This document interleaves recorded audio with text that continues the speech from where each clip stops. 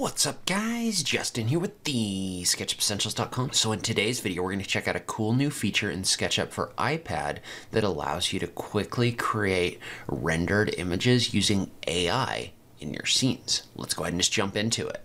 All right, so the first thing we're going to do is we're going to jump over into SketchUp for iPad, and we're going to check out the Stable Diffusion integration inside of SketchUp for iPad. And you can find that either it's going to be on the menu page on the left-hand side, or you can tap the three dots at the bottom of the page, then look for the option that says Diffusion. When you click on the option that says Diffusion, what this is going to do is this is going to pop up a window on the right-hand side where you can use this in order to create an image. Remember that what this is doing is this works the same way as the desktop version, in the sense that it's basically taking an image of your scene right here. So you can see the still image that's in the little box on the right hand side, and it's going to create an image from that.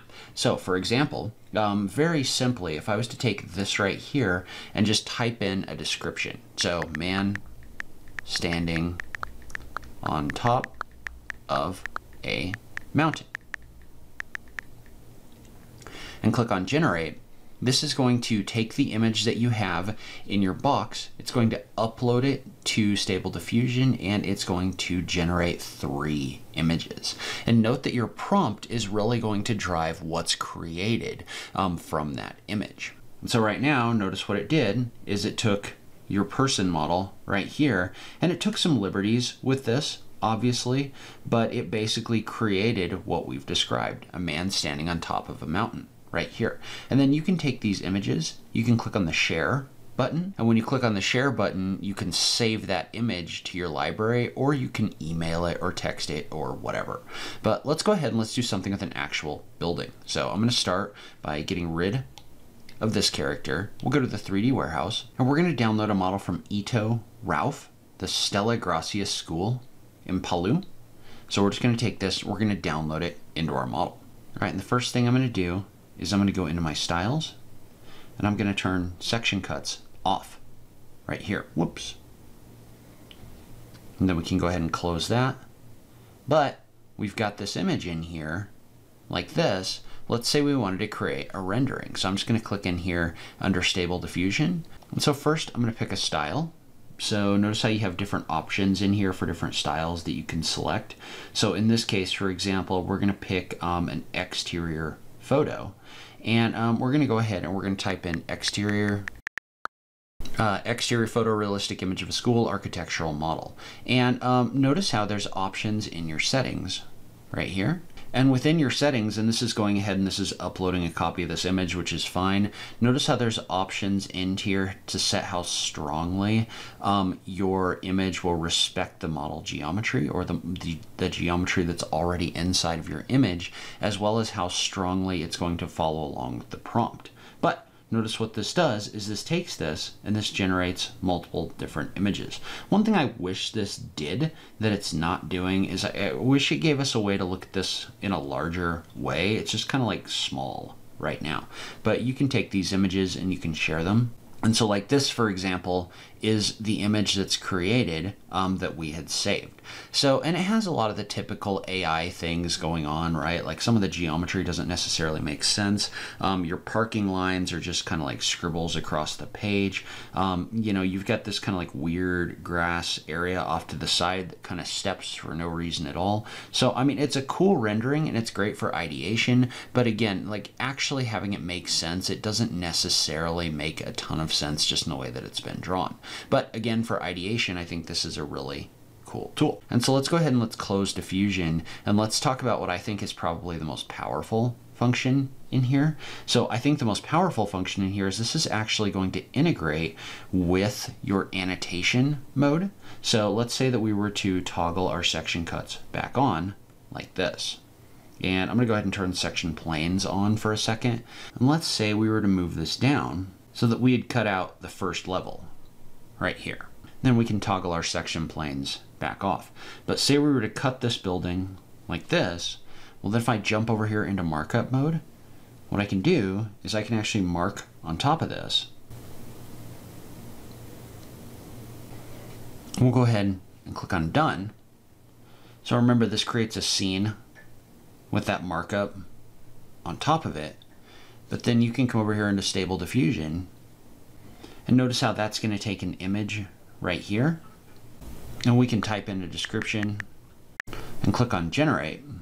And what that's going to do is that's going to use our marked up image and this prompt in order to regenerate an image of this school using everything that's in here. So you can actually like draw on top of this in order to tell it what you want something to look like this, and then create a conceptual render of it. And actually, one thing you could do if you wanted to look at this a little bit closer is you could click on the option Add Scene. And when you add a scene, what that does is that creates a scene with that image overlaid on it that you can find by going into your scenes setting right here. And you can click on it so you can see what that render might look like. So again, kind of some weird results in here in some cases, right? Like for example, this is taking this and making it more of like a open courtyard on the roof. But again, just like conceptually being able to cut out part of a building and then draw on top of it in order to show different results is really cool.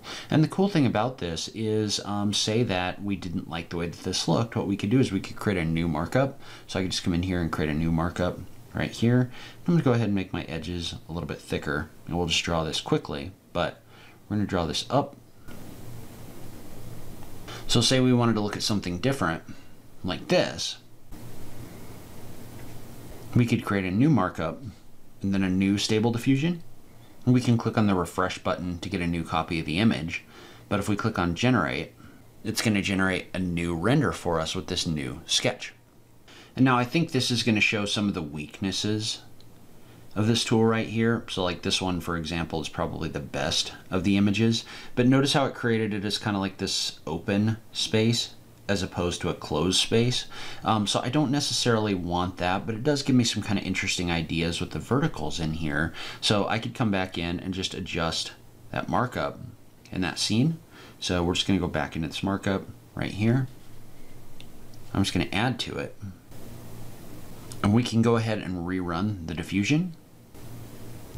And so these images are a lot more interesting to me. So if I click on Add Scene, you can see how this actually came in here. There's still some kind of weird stuff going on the inside, but just as kind of like a starter image, this actually did a really interesting job. And note that if you wanted to keep it like super high level, you could go with something other than the exterior photo realistic style as well. So you could go with either the physical style or the pencil sketch style. But if I generate this, this is going to generate the image in more of a pencil sketch style, which is going to be much more like high level or conceptual in nature. But again, I've got these three options in here like this, and I think these all look pretty good, pretty interesting. So we'll maybe pick this last one, click on Add Scene and take a look at it. You can see how this actually came in here, and it did a pretty decent job. The roof's a little bit weird up at the top, so I could come in here and add markups in here, so I could circle different things or write on top of them if I wanted to, but it does a pretty decent job in here for the most part of creating a conceptual render. But again, you've got issues like where your ridge line doesn't exactly run where you want it to go.